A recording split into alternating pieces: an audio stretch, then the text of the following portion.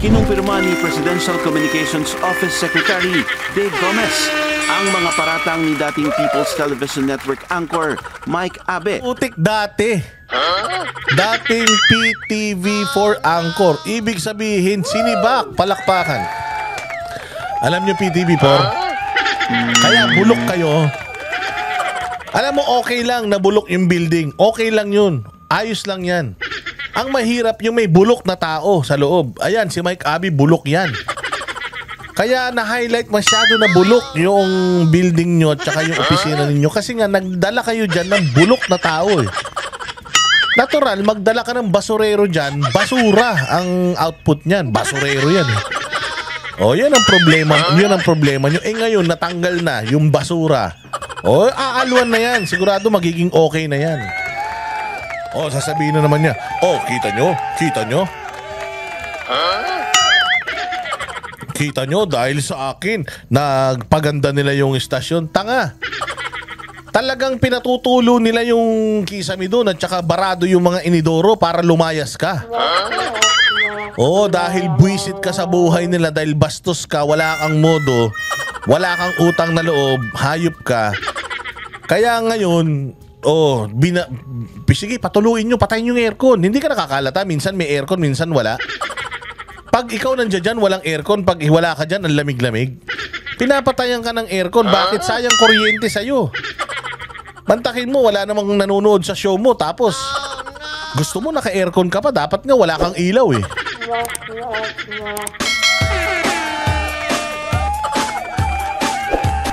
Dancing with the beat with DJ Glenn on the mix. Partos bangag, partos bangag, partos bangag, bangag. Ayun na, naku po. Ay magandang araw mga barateros. Ito na naman ang inyong pinakapuritong fake news peddler sa balat ng YouTube, Boss D. At another day, another uratan session, another reaction video na walang katuturan. At pasasakitin na naman natin ang mga ulo, katawan, puso, isip at kaluluwa. Paiyakin na naman natin ang lahat ng mga kupal, animal, buwisit, pabigat, mga walang silbi, switik, salot, putok sa buho, mga hindot, palamunin, sintu-sinto, baliw, abnoy, mga sabog, batak, bangag, adik, pusher, mga kawatan, kurakot, magnanakaw, mga sindikato, mga miyembro ng kuratong baliling na mga nasa gobyerno, mga palamunin ng taong bayan, mga ginagastusan natin araw-araw. Oo, pero mga puro kawatan naman. Ayun na nga, mga bossing. Kamusta naman po kayo? Ay, maraming salamat po doon sa mga bagong subscribers natin. Doon sa mga lumang subscribers, salamat din po. Salamat po sa mga inyong pag-share, pagla-like, pagko-comment. O, importante yung comment ha. Kasi importante yan ng mga super thanks ninyo. Maraming salamat doon sa mga nagsusuper thanks sa atin. Dahil kung hindi dahil sa inyo, ay wala na. Itong channel natin ay wala nang buhay. Kaya maraming salamat sa inyong panunood, inyong pagtulong sa channel natin dahil walang Boss Dada kung wala ang mga barateros.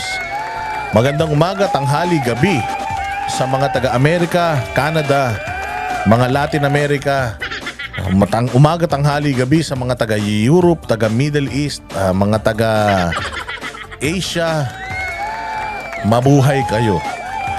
Sa lahat ng mga OFW na talaga namang malupit ang mga ginagawang pagtulong sa bayan. Maraming salamat po.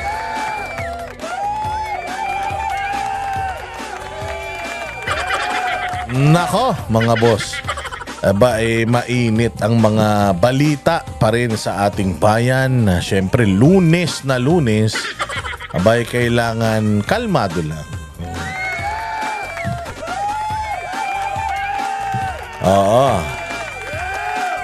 Kailangan kalmado lang. Siyempre, let us start the week right, ika nga. Maraming salamat doon sa mga nanood ng video natin. Napanoorin nyo yun. Reaction natin sa huling therapy session ni Pangulong Marcos. Panoorin nyo yun, maganda yun. Palagay ko, doon na ako.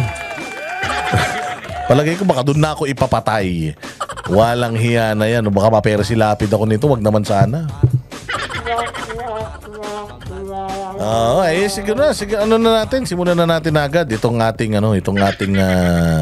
diskusyonan. Saan ba natin 'to sisimulan? Siyempre sa mainit na balitang ito. Nako po, na-reject yung asylum request ni Garma. Ito pa naman ang ginagamit ng Congress tungkol doon sa mga kaso ni Pangulong yung binibintang nila kay Pangulong Duterte na ano ba yun? Na nagbabayad daw siya, may ransom daw, may pabuya daw doon sa mga makakapatay ng mga basta parang reward scheme daw ha. Ito daw yung binayaran, hindi, yung tinawagan daw ng madaling araw. Ito daw yung tawag dito, kinumisyon. Parang ganun eh. Si Joey Di Vibre ba to? Ang mukha ni Joey, alam ko na itsura ni Joey Di Vibre pag tumanda. Oy Joey, kamukha mo si Garma. Ingat ka, kung naging jowa ni Pangulo to, kinakalat pa naman ni Ramon Tulfo na naging jowa daw ni Pangulo to. Ingat ka, baka makita ka ni Pangulo, baka isunod ka. Ang payat mo pa naman na. Tinan nga natin to kasi nung nasa Amerika ako last year, I was in the US, tapos biglang dumating ito doon sa San Francisco. Tapos hinarang daw ng immigration, tapos ikinulong. Alam nga natin na she was applying for an asylum sa Amerika. Mahirap mag-apply ka ng asylum sa Amerika kasi kaalyado yan ng gobyerno eh. So unfortunately, itong alin na ito ay na-reject daw yung kasi akala ko magsisimula pa lang yung asylum hearing niya. Kaya nga nung nakita ko sa balita to, ano tong balita to? Ba't umuwi to? Magsisimula pa lang daw yung asylum hearing niya, pero isinuli na siya sa Pilipinas. Parang against yun sa batas ng asylum. Kasi ang alam ko, pag nag-asylum ka, so long as yung asylum mo is active, hindi ka nila pwedeng galawin. Dapat ganun eh. Kasi at least dyan sa Europe, ganun. Actually dyan nga sa Europe, pagka nag-asylum ka, meron silang isang facility doon.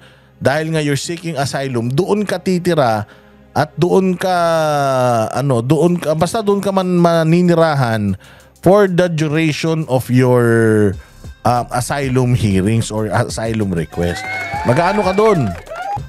Mag-aantay ka doon ng patawag ka, papakita mo lahat ng dokumento mo, papatunayan mo na na ikaw ay talagang may threat sa buhay mo, ganyan. Napakadaming papeles. Kasi balita ko, yung kay Harry Roque, balita ko lang napakakapal daw na papeles yung kanyang ipinasa diyan sa the Netherlands para sa kanyang asylum. So ito, sobrang bilis na-reject ka agad. Pero tingnan natin itong balitan to kasi ang alam ko talaga, hindi pa nagsisimula yung kanyang asylum hearing. Bakit siya bumalik? Kaya nga sabi ko, hindi pa nagsisimula yung hearing pero bumalik ka na. Anong pakay mo? Ako naisip ko talaga na baka gagamitin nila ito si Garma. Kasi palagay ko sila din ako sa akin lang hindi malamang hindi totoo to kasi fake news ako eh. Palagay ko kasi pinaalis talaga nila ito. Kasi nga mahirap yung mga sinasabi nito, mahirap patunayan eh. So pinaalis talaga nila ito para hindi sila mapahamak dahil nga 'di ba nagsisimula yung kay yung isa, yung si Grijaldo. Kinulong nila kasi daw kesyo inaalok nga daw siya ng mga promotion, etc. at nakulong nga siya sa kamera ng matagal na panahon. So ito tumakas, ang alam ko talaga or para sa akin, which is mali ako, alam ko, malamang pinatakas nila to at malamang pinabalik din nila ito para simulan na naman ulit yung ingay ng pag-iimbestiga noong mga krimen nung panahon ni Duterte na hindi ko alam kung anong target nun. Kasi si Pangulong Duterte is in ICC already. Unless ang target nila is yung Senate. Dahil masyadong malakas ang Senate with the Duterte block, baka ang target naman na nila ngayon is si Bato at saka si Senator Bongo. Pero hindi ito napapanahon. Kasi nga, palagay ko, mas interesado yung tao na malaman sino ang mga kasapakat noong sa flood control project na mga magnanakaw.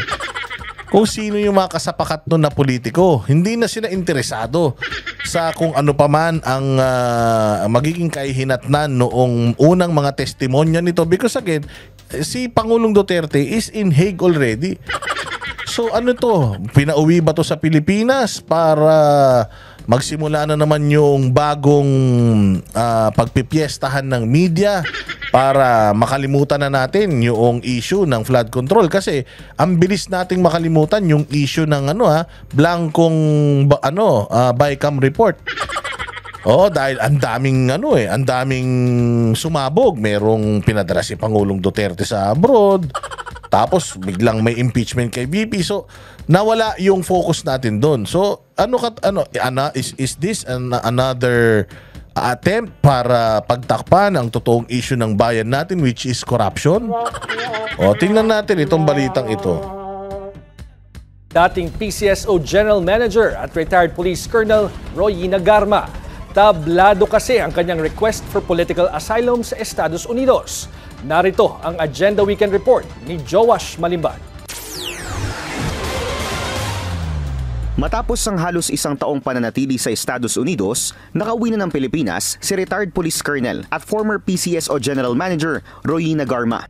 Yan ang kinumpirma ng Bureau of Immigration sa isang social media post kagabi. Si Joey De Vibre yan, di ba? Hindi ko po siya.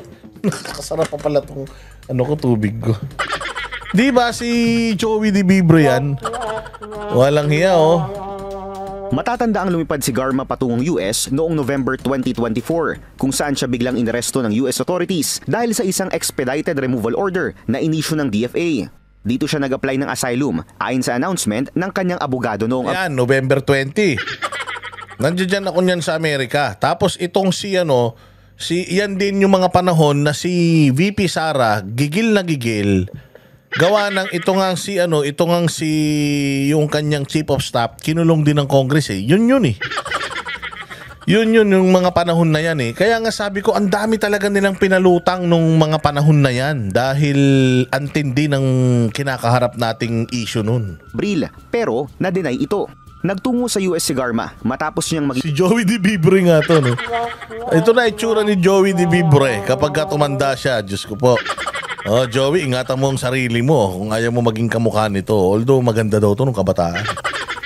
Marami akong balita pero ayaw ko na ikwento. Whistleblower sa madugong drug war ni dating Pangulong Rodrigo Duterte. Umiiyak din to Uso yung iyakan ngayon. Si BBM umiiyak din Nang dikdikin siya ng mga kongresista sa Quad Committee hearings noong nakaraang taon. Dito inamin ni Garma na mayroon umanong incentive or quota system sa hanay ng PNP pagdating sa drug war killings. Inamin din ni Garma na mayroong nag-e-exist na Davao Death Squad na naging framework daw para sa mas malawak na implementasyon sa buong bansa nang maupo si Duterte. After considerable reflection, mali-mali nga yung date nito yung testimony nito will not stand in court. Sigurado ako na kung sino man yung kalaban, yung abogado that will interpolate ito or interrogate ito, I am sure madudurog ito kasi sa mga date na binigay niya, palpak sa korte pa naman, evidence-based yan. It's not what you can say, it's what you can prove. Kung mali-mali yung testimonya mo, mali-mali yung mga dates, sinumpaan mo yun, hindi mo na pwedeng baguhin yun. Hindi pwede, mali. Hindi pa pwedeng ganon. So, doon pa lang sa mga testimonya niya, marami ng hocus-pocus na nangyari. So, malabo ito. Tsaka, anong sense? Anong mangyayari sa kanya? Ikukulong ba siya ng Congress? Tapos na yung di ba? Tapos na yung Quadcom. So, kung meron man contempt order sa kanya, dahil 20th Congress na, hindi na siya pwedeng ikulong ng Congress because of that. Unless may mga kaso siya na active sa korte na pwede itong hawakan, ikulong ng NBI or ng pulis. Yun ang di natin alam. I am now executing this affidavit to provide a comprehensive information to the Quadcom regarding everything I personally know about the war on drugs during the former administration. Ayon sa BI, dumaan lang si Garma sa regular immigration processing. Wala raw pag-arestong naganap dahil wala pa namang warrant na issued kay Garma at wala ring formal charges laban sa kanya. O yun naman pala eh. Ba't pinaiingay pa natin to? Wala naman pala to. Paglilinaw ng kanyang abogado, malaya at nakauwi na ng kanyang tahanan si Garma. Siguro nag-usap kami sandali kasi nung, di ba sabi ko, hindi ako nag-inform. Nung pupunta ako sa airport, biglang sabi, uwi ka na kasi hindi mo na ako makita. Wala na ako sa airport. Nakatakda rin daw silang mag-usap sa mga darating na araw patungkol sa mga susunod na hakbang ng kanyang kliyente. Sa kasalukuyan kasi, nahaharap din si Garma sa mga reklamong murder at frustrated murder dahil sa pagpatay umano kay former PCSO official Wesley Barayuga. Para sa agenda... Kung meron tong kasong murder, bakit nakalaya yan? Inobel yun. Diba? Pagpatay yun eh. Oo, pero ito na simula. Sabi ko nga sa inyo eh. Ito na simula. Hindi ba balitang-balita na sisimulan nila ulit yung Quadcom? Or sisimulan ulit nila yung investigation patungkol dyan sa war on drugs na ewan ko talaga. Kasi sinabi na rin naman ni Boying Rimulya na wala ng ebidensya. Diba? Nag-report na nga siya sa ICC na wala na talagang ebidensya. So, kung ano man yung mapapatunayan nila dun sa ICC, yun na yun. So dito sa Pilipinas, wala talaga. Kasi nga wala rin kaso si Pangulong Duterte dito sa Pilipinas and sinagot na ni Pangulong Duterte lahat ng mga tanong noong mga kongresista sa kanya. Kaya nga ako naiinis doon sa hearing noong nakaraan sa Senado. Kasi ang ikli eh. Actually bukas magkakaroon na naman ng panibagong hearing. Hopefully mas mahaba na yan. Pero nagkaroon ng hearing noong nakaraan sa noong sa House of Representatives si Pangulong Duterte 14 hours na nandoon ginigisa ng mga congressman. Unlimited ha. O dapat ganun yung magiging pagdinig bukas. Di natin alam kung anong mamaya pala. Di natin alam kung ano yung mga malalaman natin na mga bagong expose memya. Diyan sa hearing na yan, hopefully maging okay yung susunod na hearing ng Senado. So ayan ha, abangan natin yan. Oo, abangan natin yan. Dahil alam naman natin mga bossing na itong gobyerno natin mahilig yan sa smokescreen. Mahilig yan magpalabas ng mga issue kasi nga medyo papunta na kay Romualdez eh. Yung kasi si Zaldico ang hinahanap ng tao ngayon. Sabi nga ng mga tao, bakit si Zaldico lang? Bakit hindi pati si Romualdez? So ayun na nga. So medyo papunta na sa kanya kaya siguro gagawin na naman nila lahat ng kanilang makakaya para malihis itong mga issue na ito. Balik muna tayo pansamantala dito sa issue ng mga diskaya, ha? Oo, kasi sigurado mamaya nandiyan na naman sa Senado mga yan, baka itatanong na naman yung mga sasakyan nila. So, ito si Claire Castro na kupal. Si Claire Castro naghahanap ng mga mali ng iba pero yung mali nila hindi nila makita. Kamakailan lang si Mike Abe na binura na yung kanyang yung kanyang vlog na nagrereklamo kay Mon Gualvez. Si Mon Gualvez hindi. Si Dave something, basta yon yung kalbo na sekretary ng PCO, hindi ba? Kabalusubasan nito ni Mike Abe, putang ina, feeling niya siya ang amo. Kumbaga sa basketball, siya yung feeling niya siya si LeBron James o kaya si Michael Jordan. Feeling niya siya si Kobe Bryant na importante siya sa team. Ang hindi niya alam, mas importante pa sa kanya yung janitor doon sa building nila. Kapal ng mukha. Mamaya pag-uusapan natin yan. Pero dito muna tayo. Idinideny ng pamilya ni Diskaya na sa kanila yung proyekto ng sinihan ni Lisa Marcos. Yung sinihan ni Lisa Marcos, walang hiya. Pagawa ka pa ng sinihan, dami naman sinihan dito. Nagpagawa ka ng sinihan tapos yung PTB4 bulok, walang hiya kayo. Inuunan nyo pa yung mga luho nyo kaysa dun sa mas may importansyang proyekto So sabi nila, hindi daw kanila, pakinggan nyo. sa may cinematic room. Ito po ay hindi po kontrata ng Great Pacific Builders and General Contractor Inc. Isa po sa mga pag-aari before ng Spouses Diskaya. Hindi na ang kumpanya ng mga Diskaya ang kontraktor ng ginagawang Film Heritage Building sa Maynila. Ito ang nilinaw ni Attorney Cornelio Samaniego III, Legal Counsel ni Curly at Sara Diskaya.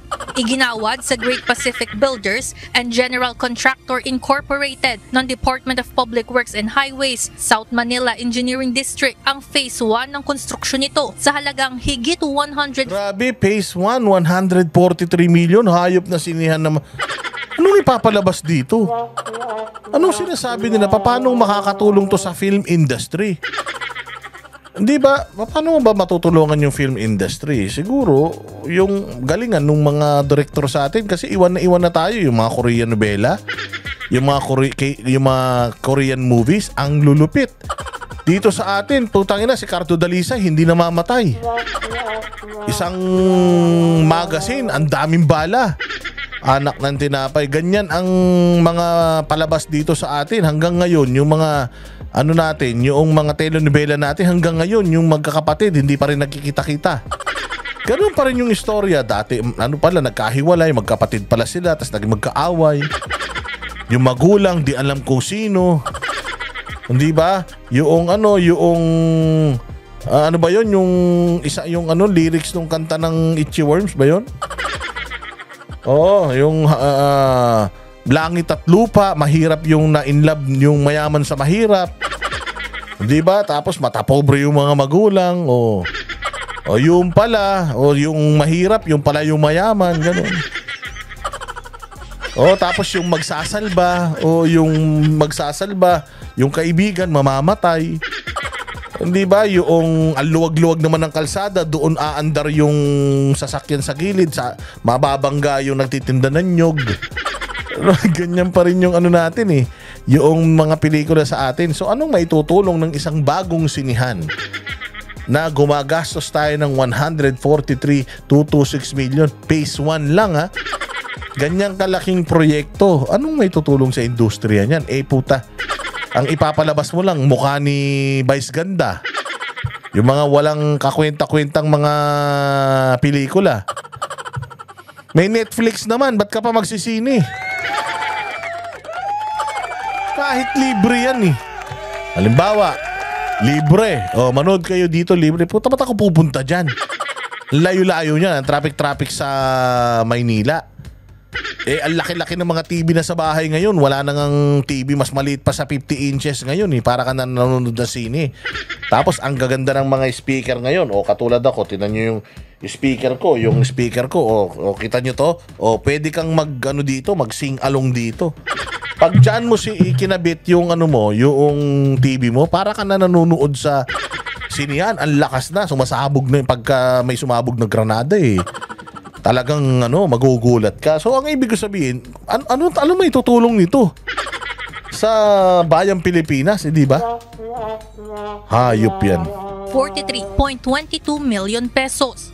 Ang naturang kumpanya, isa sa pagmamay-ari ng mga Diskaya na ngayon ay revoke na ang lisensya bilang kontratista. Sa Instagram post ni First Lady Liza Araneta Marcos, may pasaring ito sa bumuo ng bagong Film Heritage Building at sinabing sa halip na maging lugar para sa mga alagad ng sining, tumambad-an niya sa lugar para sa alagad na sining? Putangin yan. Sino yung mga alagad na sining? Hindi ko talaga alam anong nito. Ayan, 200 million project. Kasi 140 yung phase 1. Tapos siguro 60 million yung last phase. So parang sinasabi nung nila Diskaya, hindi amin yan, yung una lang amin. Tapos yung sumunod, yung phase 2 or hanggang katapusan, iba na yung may hawak niyan. Nila ang mga may tagas na bubong, bitak-bitak na pader, hindi pa tapos na mga tanghalan at kisameng may mga marka ng tubig. Paliwanag ni Attorney Samaniego, Phase 1 lamang ang hawak ng Pacific Builders at mayroon ng Certificate of Completion. Ayun na nga ang problema, may mga Certificate of Completion pero hindi kompleto yung proyekto. Katulad ng mga flood control projects, merong mga completion pero wala naman na itayo, hindi ba? Yun nga ang problema natin, may certificate of completion pero hindi completed talaga. Kaya lang, ang problema kung may certificate of completion sila, phase 1 lang sila, may certificate of completion sila, pinirma ng DPWH, malakas ang laban na itong mga diskaya dito sa issue na to. So hindi daw kanila to.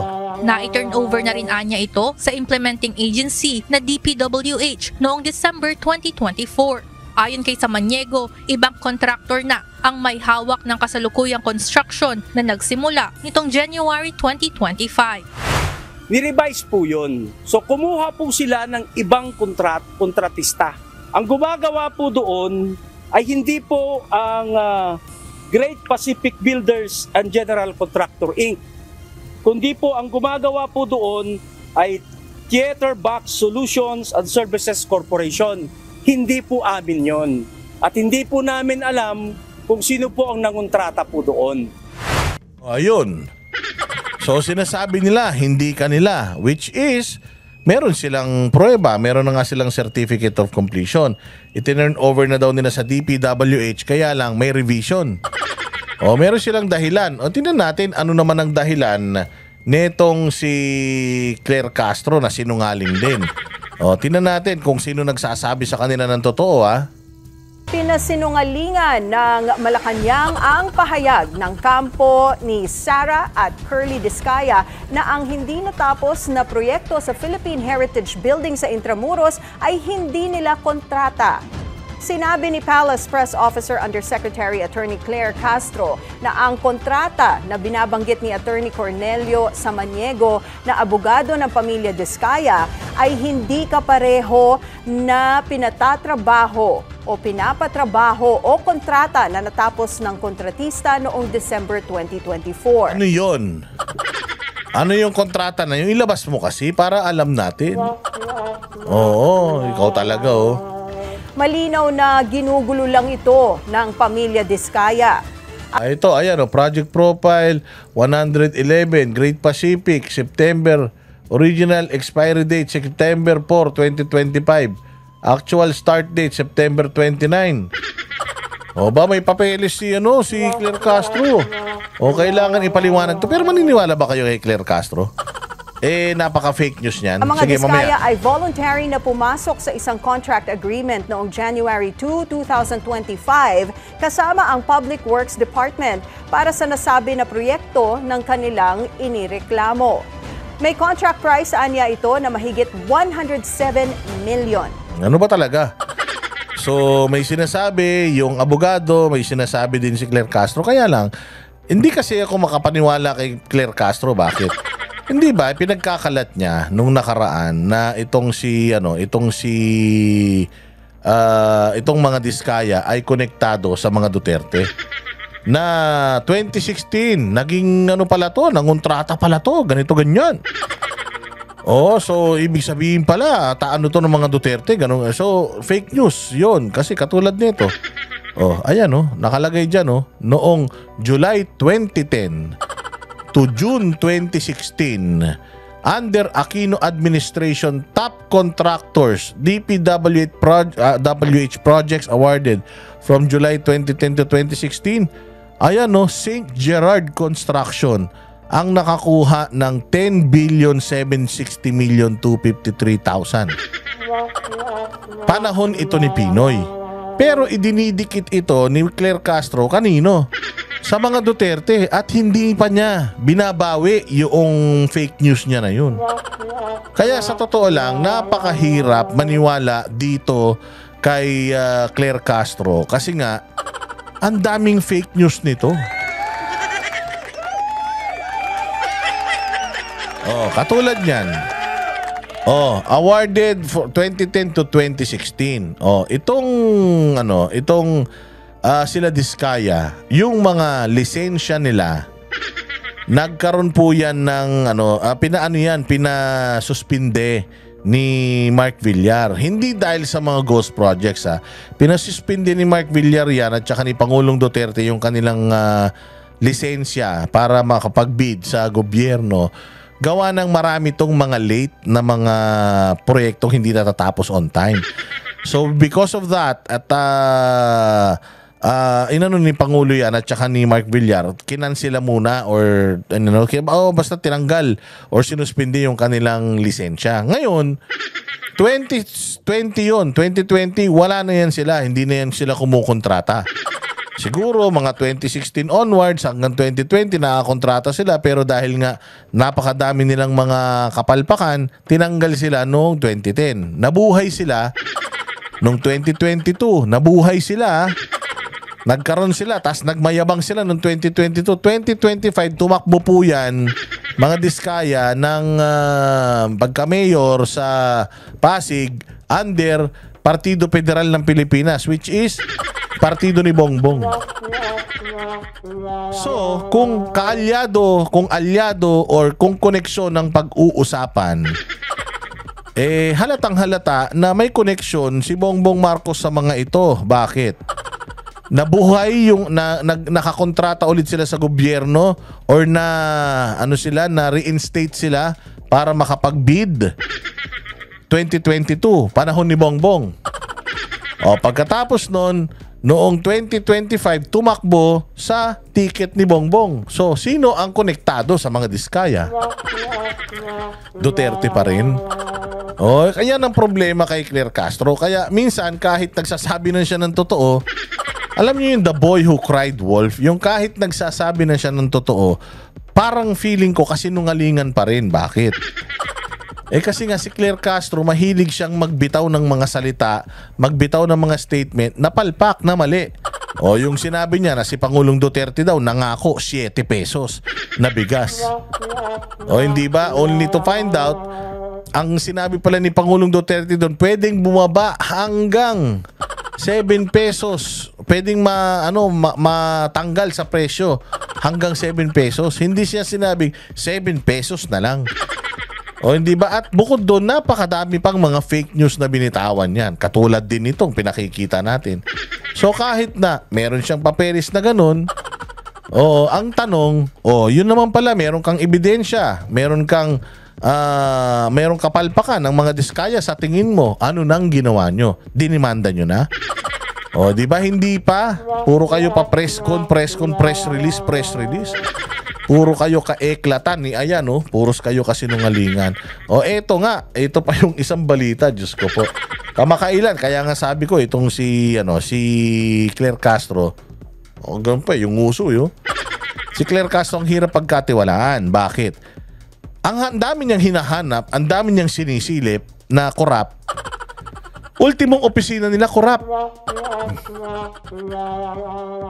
Ultimong office ng PCO, korap. Yung pinaka mareklamong tao na hindi naman importante, nagpakitang gilas. Ayun, sinibak. Yung ahas na tumraidor kay Pastor Kibuloy, na si Mike Abe, na dating palamunin lang ni Pastor, ngayon naging kalaban na. At kung ano-ano ng mga kasinungalingan ang ipinakakalat tungkol sa kanila, matapos siyang bigyan ng karera, akala niya habang panahon meron siyang tibay na maaasahan. Bopols, panoorin nyo yung mga dati niyang show dyan sa PTV. 3 years after, or 3 years na siya dyan sa PTV, walang viewers. Walang hiya. Tapos ikaw, hindi ka na nga nag-views. Hindi ka na nga kilala. Tapos magmamalaki ka pa. Hayop ka. Kita mo. Ginawa niya sa mismong show niya. Binatikos niya, ipinahiya niya. Sino? Ito si Dave Gomez, si Claire Castro. Ipinahiya niya lahat. Bakit? Ang linis ng tingin nila sa sarili nila. Ang tingin nila, ang galing-galing ni Bongbong. Si Lisa Marcos, nagpapagawa na ng sinihan. Yung pala, bulok-bulok yung opisina ng state-sponsored na media outlet. Anong klase yan? Di ba? Nakikita mo talaga itong Mike Abe na to, mayabang, walang respeto. Ang laki ng ulo. Balita ko nga, hirap na hirap daw yung mga taga-PTV4 kung saan papadaanin si Mike Abe sa laki ng ulo. Hindi daw kasya sa pinto. Ang laki! Takin mo, wala ka namang bilang. Wala ka namang galing. Tapos babatikusin mo yung mismong opisina nyo. Kaya nga sabi ko, karma is a bitch. Karma is digital. Nakita nyo yung nangyari kay Fajardo. Si Fajardo pinadala sa Mindanao kung saan binaboy niya. Di ba binaboy nila ni Torre Mindanao? Binaboy nila ni Torre ang Davao City. Binaboy nila ang Kingdom of Jesus Christ. O kita mo, saan siya pinatapon? Sa Mindanao. O, kayo mga taga Mindanao. Pag nakita nyo si Fajardo, pindutin nyo yung doorbell niya sa ilong. Oh, para naman kahit papaano maalala niya yung mga kahayupan na ginawa nila sa Mindanao. Diyan sa may Davao. Oh, yung mga pulis sa buong Mindanao, binaboy ng mga yan. Pinadala doon sa Kingdom of Jesus Christ ang pagkain, isang kanin, tsaka ang ulam, sitaw. Pinagtatawanan nga ni Jay Guevara habang kumakain si Jay ng steak. Pinagtatawanan niya yung mga pulis doon eh. Binilad na ni Torre. Oh, tapos ginawa pang mga homeless. Walang ligo, walang ahit. O hindi ba? Binaboy yung mga pulis dyan sa Mindanao, pinapunta roon. O, para babuyin yung banal na dako. Kita mo nangyari sa kanila, karma. O kung alin yung sinira niya, doon pa siya itinapon. Tapos eto naman si Torre, kaya bang-yabang, akala din niya na hindi siya tatablahin noong administrasyon nito. Administrasyon na to, mahilig magsakripisyo ng mga alyado nila eh. Oh, sinakripisyo nung nakaraan si Torre. Sinasakripisyo ngayon yung mga Diskaya, kaalyado nila. Yung mga walang kwenta, sinasakripisyo. Si Fajardo, sinakripisyo.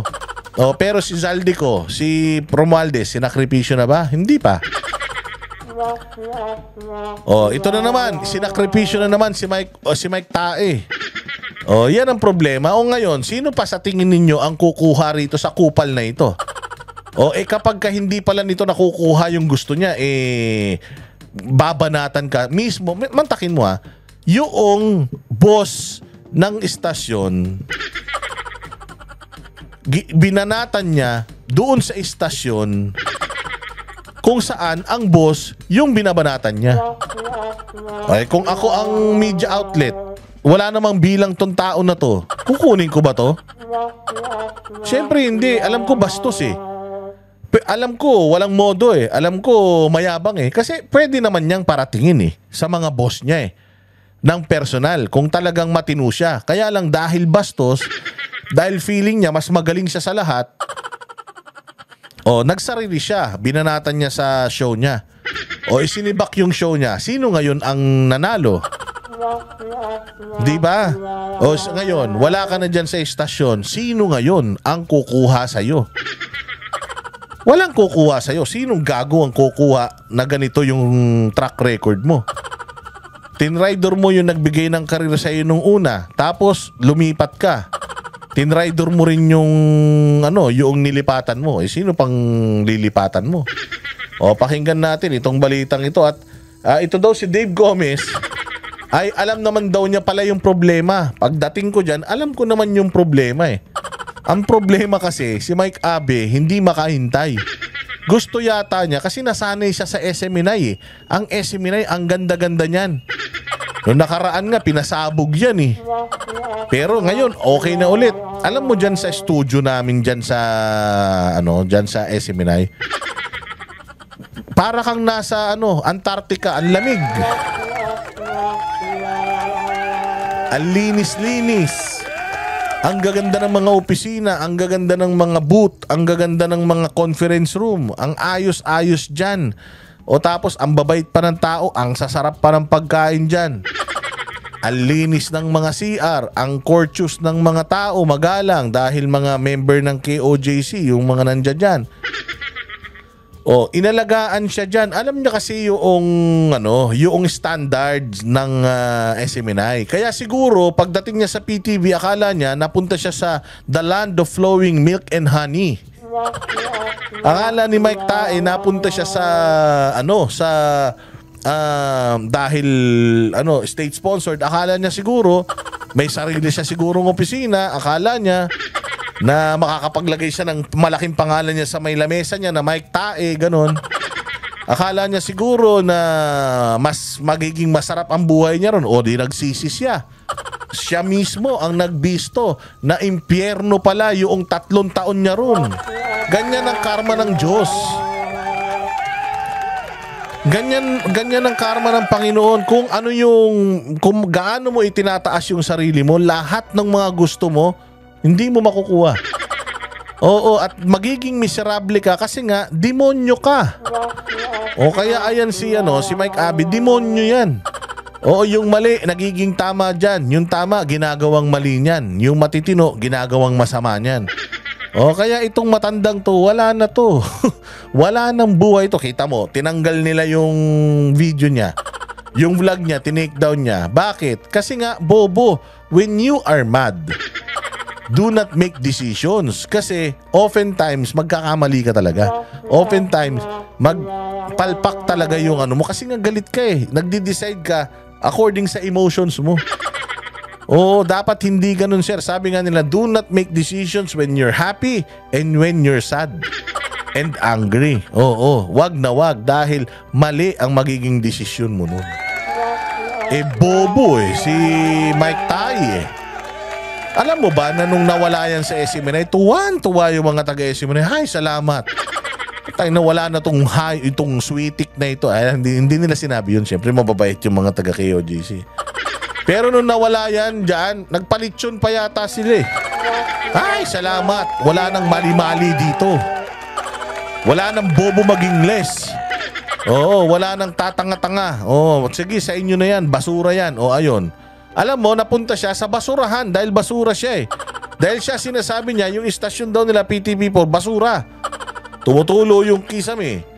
Ang init, walang aircon, intermittent daw. Meron ngayon, memya, wala na naman. Oh, kaya pala si Mike Abe minsan parang naligo ng suka. Dahil ang init-init na ka-Amerikana. Diyos ko po, wala na, hindi ka na rin makakabalik sa SMNI. Kasi ang SMNI kahit walang prangkisa, nako, ang ganda-ganda dyan. Papunta na rin ako sa ibang mga istasyon. Diyan, ang ganda-ganda dyan, ang ayos-ayos dyan, tsaka sila dyan, religiously, nag-update sila ng mga, nag-update and nag-upgrade sila ng mga gamit dyan. O, pakinggan natin itong sagot ni Gomez. Kung pa ang Presidential Communications Office sa aligasyon ng korupsyon sa ahensya. Antindi. Ang sinabi niya, may corruption sa ahensya. May corruption dahil tumutulo yung kisame? Dahil kung may corruption na, wala pang ebidensya, nagsasalita na. O eto naman si Claire Castro, ang hilig magmalinis, ang dumi-dumi naman pala sa opisina nila. Tapos di umanong may corruption pala sa kanila, hayop na yan, hanap ng corruption ng iba. Dapat tanungin to eh, oy Claire, ikaw ba, yung PTV, hindi mo ba napapansin na madumi? Bakit sita ka ng sita sa iba, ang dumi-dumi pala sa inyo? Yan yung sinasabi na, linisin nyo muna yung bahay nyo bago kayo manita ng iba. O nag-alaga kayo ng ahas. Si Mike Abe, hindi lang ahas. Pucha, ahas na aso. O ano nangyari ngayon? O di tinuklaw kayo. Hindi lang kayo tinuklaw, kinagat pa kayo. May rabies pa naman yan. Mantakin mo, doble ang lason nyo dyan. May rabies na, meron pang kamandag. Oo, lugi kayo dyan kay Mike Abe. Talagang pag nakagat kayo niyan, magiging zombie kayo eh. Kasunod ito ng revelasyon ng isang PTV anchor laban sa state-run network. Ang detalye sa Agenda Weekend Report ni Francis Folve. Kinumpirma ni Presidential Communications Office Secretary Dave Gomez ang mga paratang ni dating People's Television Network anchor Mike Abe. Utik dati. Dating PTV4 anchor. Ibig sabihin, sinibak, palakpakan. Alam nyo PTV4, kaya bulok kayo. Alam mo, okay lang na bulok yung building. Okay lang yun. Ayos lang yan. Ang mahirap yung may bulok na tao sa loob. Ayan, si Mike Abe, bulok yan. Kaya na-highlight masyado na bulok yung building nyo at saka yung opisina ninyo. Kasi nga, nagdala kayo dyan ng bulok na tao eh. Natural, magdala ka ng basurero dyan, basura ang output niyan. Basurero yan eh. O, yan ang problema nyo. Ngayon, natanggal na yung basura. O, aalwan na yan. Sigurado magiging okay na yan. O, sasabihin na naman niya, oh, kita nyo? Kita nyo, dahil sa akin, nagpaganda nila yung istasyon. Tanga. Talagang pinatutulo nila yung kisame doon at saka barado yung mga inidoro para lumayas ka. Oo, dahil buwisit ka sa buhay nila, dahil bastos ka, wala kang modo, wala kang utang na loob, hayop ka. Kaya ngayon, sige, patuluin nyo, patayin yung aircon. Hindi ka nakakalata, minsan may aircon, minsan wala. Pag ikaw nandiyan dyan, walang aircon. Pag wala ka dyan, ang lamig-lamig. Pinapatayan ka ng aircon. Bakit? Sayang kuryente sa'yo. Mantakin mo, wala namang nanonood sa show mo. Tapos, gusto mo naka-aircon ka pa. Dapat nga wala kang ilaw eh. Dapat nga kandila lang yung ilaw mo dyan eh. So malamang pinapatayan to ng kuryente at saka ng aircon. Bisit na siya, 3 taon yan tinitis. Isip mo yan, gaano ka-impyerno ang buhay ng kupal na ito. Matapos niyang umalis sa SMNIs, ang yabang-yabang niya sa vlog niya, na parang ang sarap-sarap ng buhay niya, umamin siya 3 taon, bulok yung opisina niya. Yung pinagtatrabahuan niya, bulok. Hagdi-hagdan lang, tapos tumutulo yung mga kisame. Walang aircon. Saan ka naman, ang init ng ilaw na yan, tapos walang aircon. Tanga, sinasadya nila yan para umalis ka. Tingnan mo, pag alis mo, gaganda yan. Ikaw lang talaga nila, salot dyan.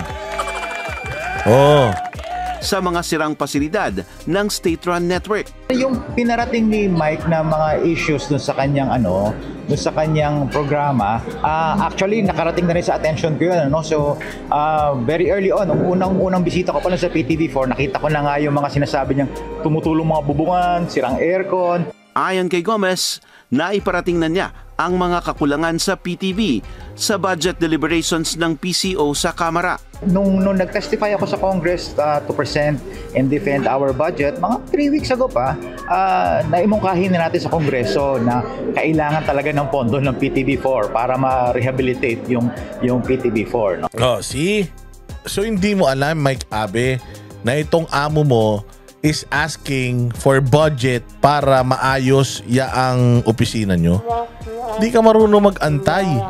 Pero sa totoo lang, mabuti na lang din. Balita ko, ang saya-saya nila sa PTV4, wala ka na.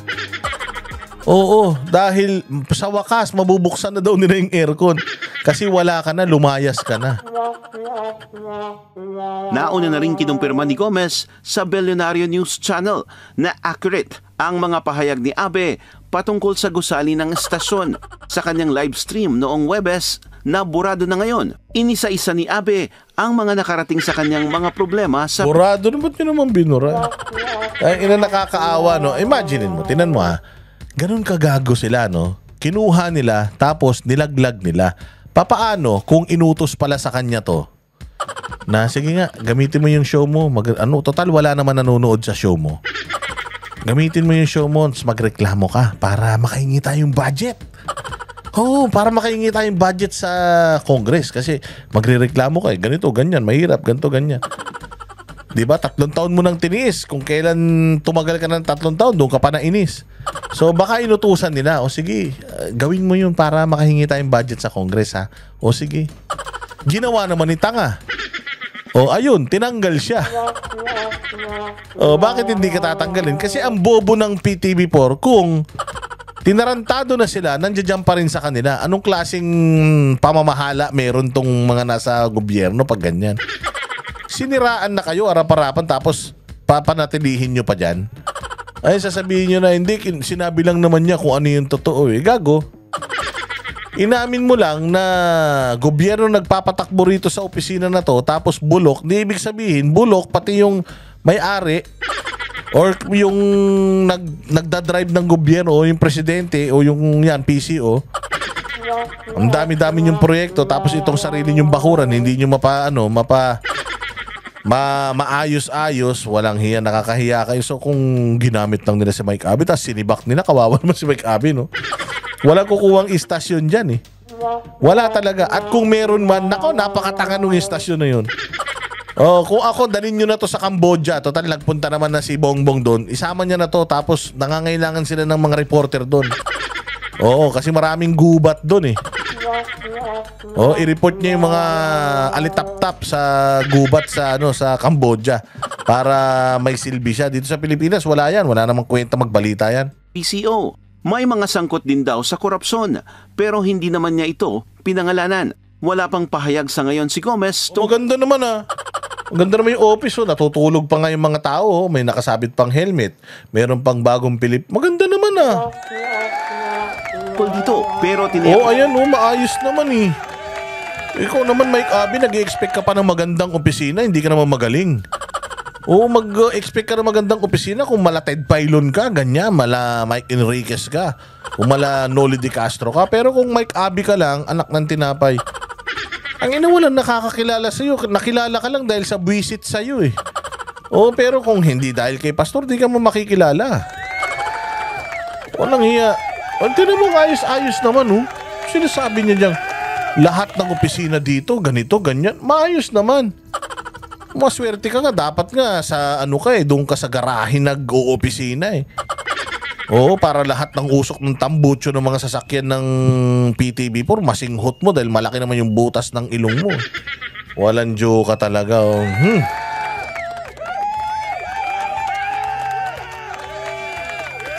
Ay nako. Ano pa ang mga natin dito? Ano pa ang mga ito maganda to. Itong ni Magalong dito, yung kanyang speech dito sa isang naganap na rally. Pakinggan natin to, mga bossing, mahusay to. Nalaman ko pala na February pala na-dismiss na yung kaso, pero July nilabas, na-dismiss na pala yung mga kaso. Ganyan katindi ang impluensya nitong mga korap na politiko na to.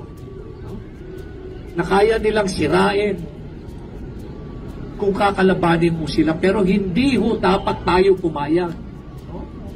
Sobra na. Wala nang katapusan yung kanilang kasakiman. Especially in the fight against corruption, dahil napakalaki hong bagay ito sa amin. Dati-rati kami sa mga kukunti lang sa amin ang nakikipaglaban. I remember... by the way, congratulations sa Baguio. 7th safest city ang Baguio. Hindi ko lang alam kung sa Asia o sa buong Pilipinas, but 7th safest city. Yun? Malaking bagay yun. When we started this in 2019, kukunti lang ang nakikinig at naniniwala. Mantala nung dumating yung pandemya, inumpisan natin uli noong 2021. And again, kukunti lang ang naniniwala. Sabi nga nung isang kaibigan ko, Senator, Benji, the fight against corruption, when you look behind me, nobody is out there. Or when you look behind you, nobody is out there fighting with you. And true enough, we were subjected to massive character demolition and assassination. Kami pa ang pinalabas na kami yung corrupt, and cases were filed against us. And surprisingly, it was even used against us during this election. Only to find out, nalaman ko pala na February pala, na-dismiss na yung kaso, pero July nilabas, na-dismiss na pala yung mga kaso. Ganyan katindi ang impluensya nitong mga korap na politiko na to.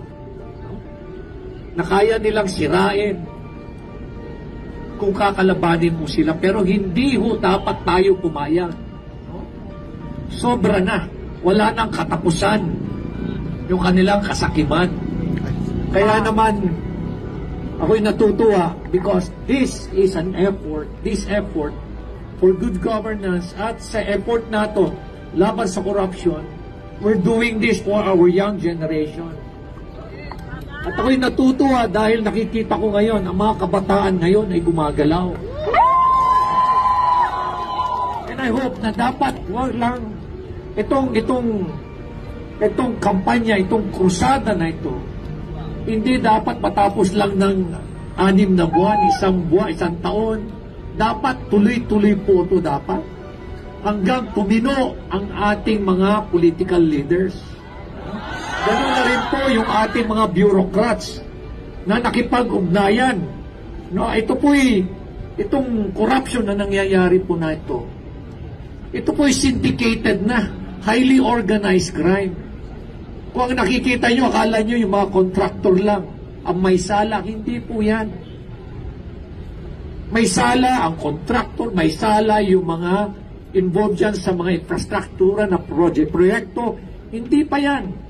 Ang pinaka-sakim dyan, pinaka-mastermind dyan, yung mga politiko. Kaya hindi ho dapat tayo huminto. Dahil ito'y laban ho natin para sa kabataan, laban din ho natin to para sa ating bayan. Kaya dito sa Baguio, pinapayagan ko po ang social activism. Because this is the only way we will be able to change the world. Sabi ko nga it does not take one to have a title, to have a position, to have influence, to have fame, to have money. All you have to do is have that courage to change the world. And you are practically doing it now. Importante talaga yung ma-express mo yung disgust, yung yung pagiging masaya mo, yung pagka-irita mo, pagkalungkot mo, pagkainis mo. Dapat talaga ma-practice mo yon para maiparating mo sa kinauukulan na mali yung ginagawa nila. So dito sa Baguio, pwede kang mag-rally-rally kay Impro, kay Antay ka, freedom of expression, go, go, go. Pero dito sa Maynila, ewan. Bawal dito yan. And thanks to our young people. So I hope po na itong pakikipaglaban natin hindi lang ito matatapos lang ng ganito-ganito lang. I hope po na may translate po to sa isang sitwasyon na mamimili tayo ng leader. Dahil at the end of the day, ang problema ho sa Pilipino, hindi ho tayo marunong mamili ng mga leaders natin. Yun ang magandang sinabi. Hindi marunong mamili basta kung sino yung kilala, sino yung pogi, kung sino yung yung anak ni ganito, anak namatayan. Yun ang binoboto. Hindi tinitingnan yung track record. Pinakitaan lang ho tayo ng pera, nasisira na ho yung diskarte natin. Tandaan ho ninyo, masarap ang... Sumigaw, ayuda. Sa Baguio to supposedly, BBM to. Pero kita mo, ayuda. Alam din nila mali yung ginagawa pero tanggap yung iba dyan. Sko po. Pera. Yan ho yung battle cry ho ng mga korap na politiko. Napakasarap ng posisyon, napakasarap ng power, napakasarap ng pera. Huwag ho nating pabayaan na masisira ho yung ating mga moral values. Muntik na ho tayo rito sa Baguio. Huwag ho natin papayagan. Pero hindi lang ho Baguio ang ilalaban. Makikipaglaban lang ho tayo for Baguio only. Hindi ho dapat. Para sa buong bansa. Para ho sa buong bansa. So sa inyo pong lahat, sa ating mga kabataan, maraming salamat po sa inyong lahat. Sa ating pong mga elders at sa ating pong mga kababayan sa syudad. Ayan, ito si Richard Gomez binabatikos to si Magalong. Kala mo naman may nagawa sa probinsya niya si Richard.